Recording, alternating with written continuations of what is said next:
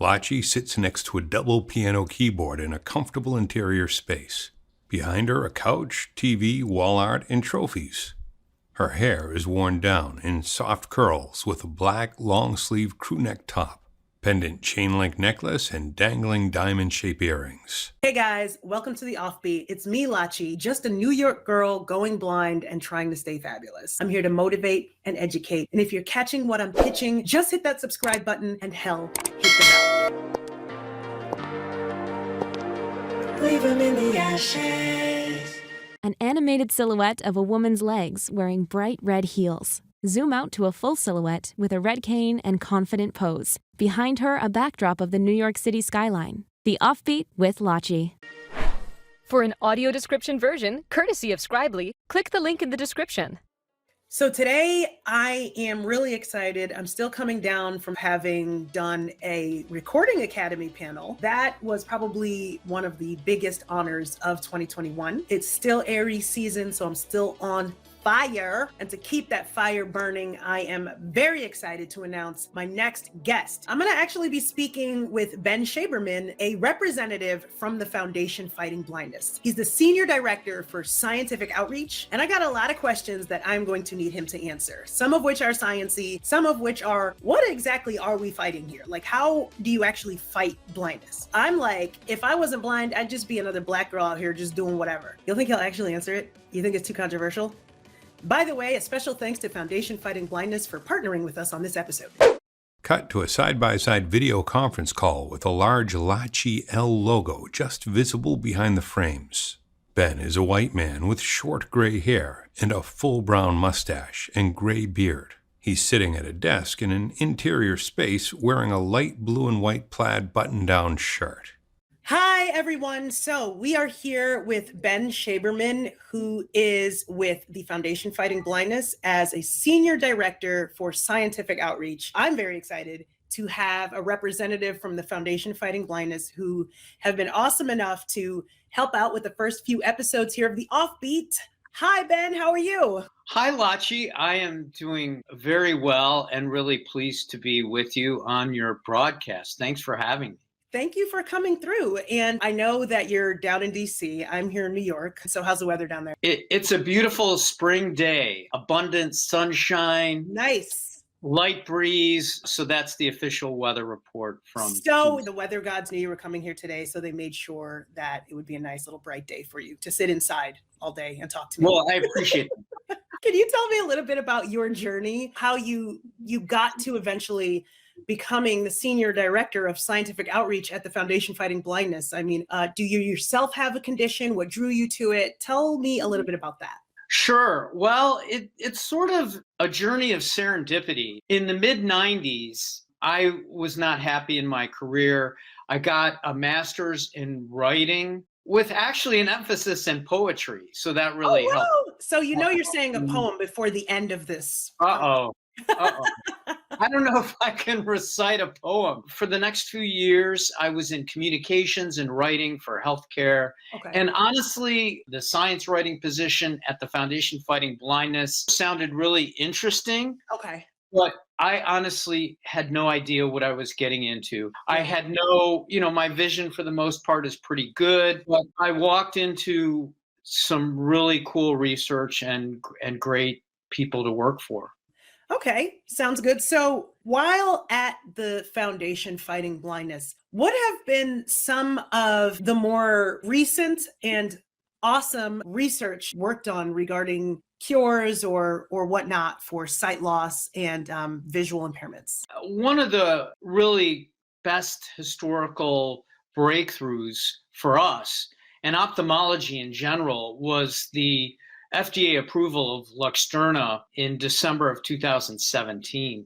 And that was the first time a therapy had improved vision in people with these inherited retinal diseases. Right. Can you just, for folks watching that may not know, what exactly is Luxturna? How does it work and how does it improve your vision? There are people with an inherited retinal disease called, it's a long name, Leber congenital amaurosis. We just call it LCA. And this condition affects kids really when they're born. And the reason they have vision loss is they have a defect in their gene that leads to the retina degenerating. So what Luxturna does is it replaces that bad gene with a good gene. So it gave these kids vision. They were putting away their white canes after getting the gene therapy. They could see their parents' faces for the first time. Some could even see stars in the sky.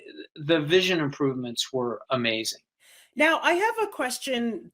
What's the difference between something like that and CRISPR? Is CRISPR something that the foundation is also working with? Or no, that's a question we get often from our constituents. Okay. So gene replacement, a gene is this collection of code. So when you do gene replacement, you're replacing that entire piece of code. With CRISPR, it's just cutting and pasting the area in that code where there's a defect.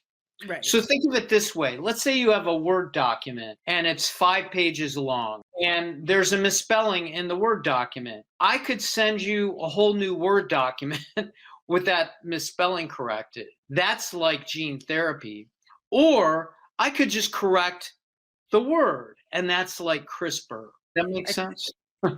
I didn't major in English. Give me one more super cutting edge thing that the foundation is working on. The cells in your retina that make vision possible are called photoreceptors. Now, in somebody who's lost all of their vision, it's because they've lost all their rods and cones. But there are other cells in the retina that survive, and we call these ganglion cells. And what researchers are doing is they're delivering a gene to these ganglion cells to make them work like the rods and cones, engaging other cells in your retina as a backup system. For somebody who's completely blind, regardless of whatever gene is causing their disease, we still may have an opportunity to restore vision. So it's basically reassigning these gangster cells to do other things. Is that something that any cells can do? Like, can any cells be reassigned to do other things? So researchers are using optogenetics is, again, the approach. It's making cells light sensitive, and they're using this approach in other parts of the body so that light can activate medications or other processes.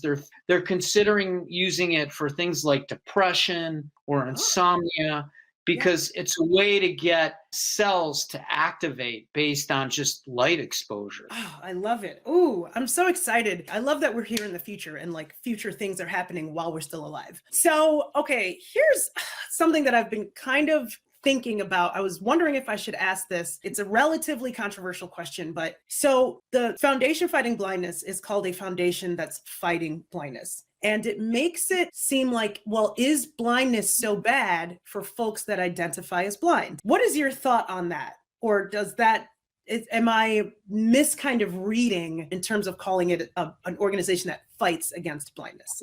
I think that it totally makes sense. And I think it's a very valid question. And I think the fighting part emphasizes the passion and the drive and the urgency we bring to our mission.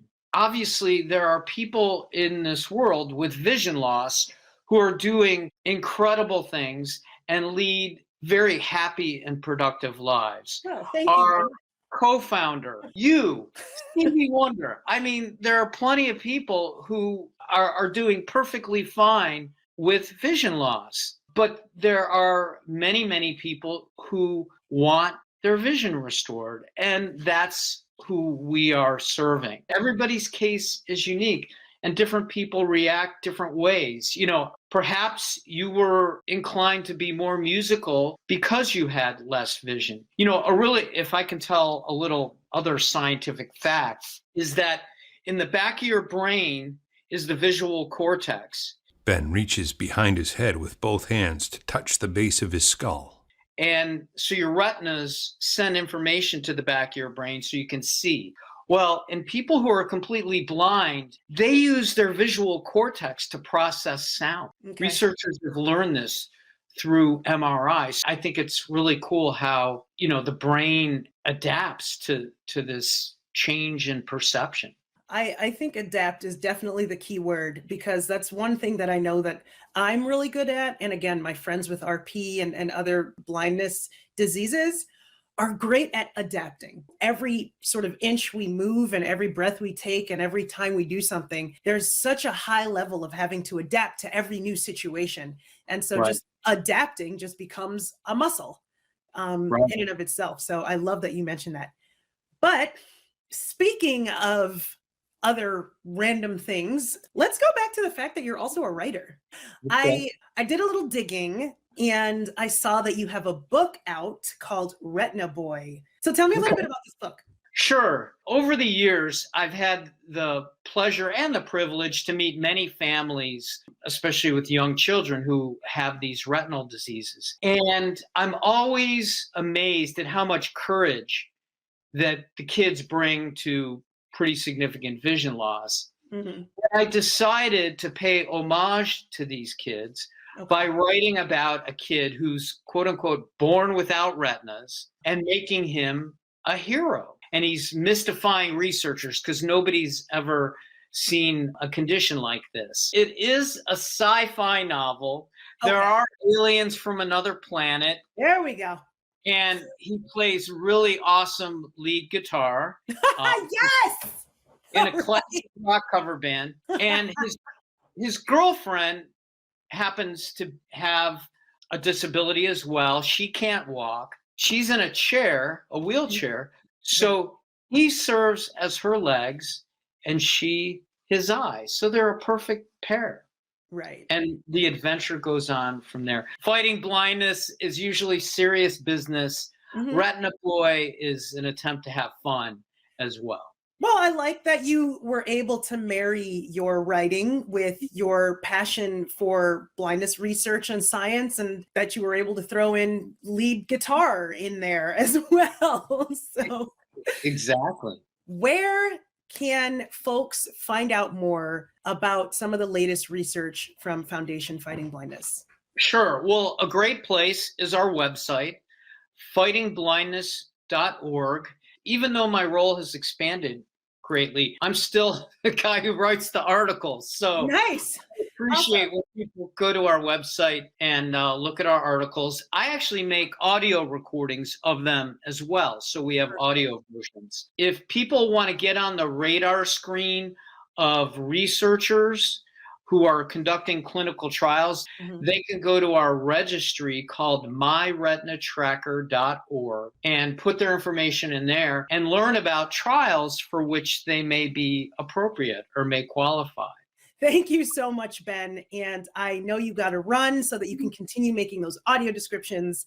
It was a pleasure having you on The Offbeat. It was my pleasure and a real privilege. I love your music. I was listening to this song about You Got Me Leaving Messages. Is that correct? Oh, you like messages?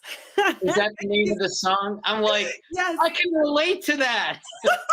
Oh, Ben Shaver, do you leave psycho messages for people? Got it. All right.